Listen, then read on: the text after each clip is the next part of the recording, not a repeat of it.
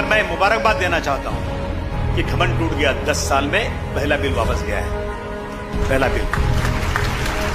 400 पार कहने वाले। एक शेर से अपनी बात को शुरू करता हूं। हम एक हो जाए तो बन सकते हैं खुर्शीद मुबीन, हम एक हो जाए तो बन सकते हैं खुर्शीद मुबीन, वरना इन बिखरे हुए तारों का क्या काम। तो नाजरीन, यकता एक मुट्ठी, ये 5 उंगली है, 5 उंगलियां हैं हमारे हाथ में, आपके हाथ में।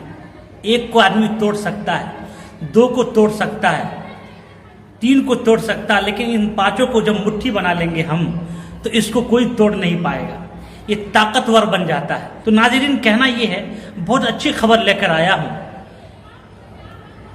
वक्फ बोर्ड बिल को लेकर बहुत ही अच्छी खबर है।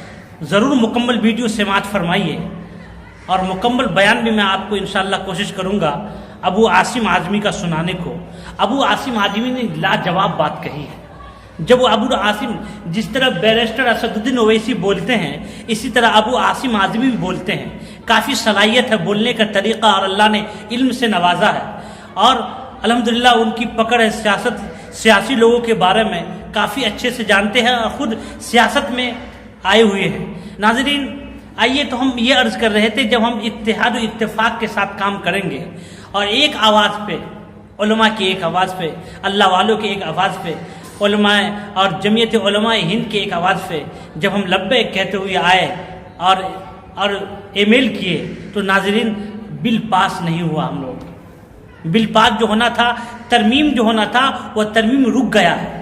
पहली बार ये हिंदुस्तान में हुआ है कि जब भी मोदी सरकार तरमीम का मसला लाता है, जब भी कोई बिल का मसला लाता है, लेकिन सब बिल को पास किया है। एक बिल है वक्फ जायदाद का, इसको अब रोक दिया गया है। आप पहले अबू आसिम आज़मी की इस बयान को समाअत फरमाएं, उसके बाद फिर मिलिट्री, दूसरा रेलवे, उसके बाद वक्फ। इतना बड़ा जमींदार होने के बावजूद, 8 से 9 लाख एकड़ जमीन होने के बावजूद, हम किसी बेवा को वजीफा भी उससे नहीं दे पा रहे।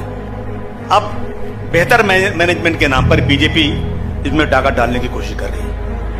बेहतर मैनेजमेंट और मुसलमानों के लिए, और बीजेपी, ये तो कोई सोच ही नहीं सकता है। बीजेपी का दखल आना मतलब मुसलमानों के लिए कोई तकलीफ शुदा बात होने है, ये पक्की बात है। रेलवे बिक गया, एयर इंडिया बिक गया, एयरपोर्ट बिक गया, सी पोर्ट बिक गया, क्या बचा है? सब बिकता जा रहा है। अब इनकी नीयत जो है ना, इनकी नीयत वक्फ बोर्ड पर आई है कि वक्फ बोर्ड की जमीनें बहुत ज्यादा है, कि वक्फ की प्रॉपर्टी मजहबी प्रॉपर्टी है, मजहबी प्रॉपर्टी है, जो 200-300 सालों से एक बड़ा लैंड बैंक है। ये 9 लाख एकड़ जमीन कोई चोरी और डाका डाल के नहीं दी गई है। ये 9 लाख जमीन लोगों ने अपनी वक्फ बोर्ड को दिया है। जो साहब, हमारी जो जायदाद है, ये 30वें नंबर पे आता है और इनको, ये हिंदुस्तान में हर चीज को बेच चुका है, हिंदुस्तान की हर कीमती चीजों को बेच चुका है, सब निकल चुका है। लेकिन हमारी औकाफ की जो जायदाद है, हमारे पुरखों ने जो दिया है, अब इनकी नज़र, नापाक नज़र उन पर है। अब उनको बेचने की साजिश, उनको अपनाने की साजिश। नाजरीन, तो ये बात आप अच्छी तरह याद रखें, अगर ये बिल पास हो जाता तो हमारे मदारिस व मकातिब, हमारी खानकाहें, जितनी भी हमारी दरगाहें, ये सब छीन लिया जाता। नाजरीन, तो ये बिल अब इंशाअल्लाह पास नहीं होगा। ये तो ऐसे, ये तो बैसाखी पे, ये सरकार बैसाखी पे चल रही है। जब लंगड़ा आदमी को क्या चाहिए? बैसाखी। लंगड़ा आदमी को बैसाखी पकड़ा दीजिए तो बैसाखी पे चलने लगता है। अब बैसाखी हटा दीजिए तो चलेगा? गिर जाएगा। इसी तरह ये सरकार बैसाखी पे चल रहा है।